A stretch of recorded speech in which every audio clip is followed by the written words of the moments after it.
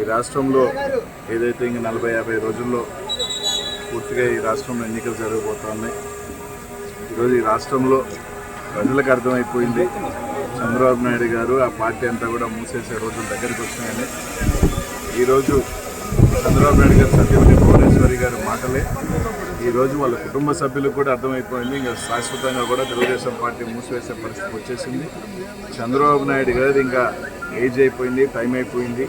ఆయన కొడుకు చూస్తే ఈరోజు పప్పుగా పనికిరాని తుప్పుగా ఈరోజు మిగిలిపోతూ ఉన్నాడు. కాబట్టి కనీసం ఈరోజు నన్నైనా గెలిపించండి అని దిగే పరిస్థితిలో ఈరోజు తెలుగుదేశం పార్టీ ఉందని చెప్పి ఈరోజు అడుగుతాం.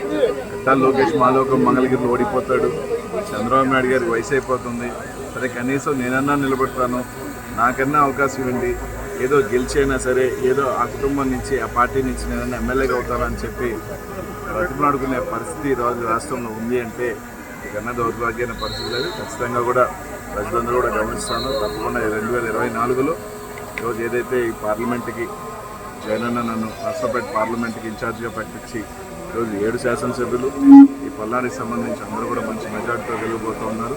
తప్పకుండా కూడా రాష్ట్రంలో కూడా మరోసారి డంకా బదిలించిపోతున్నారు.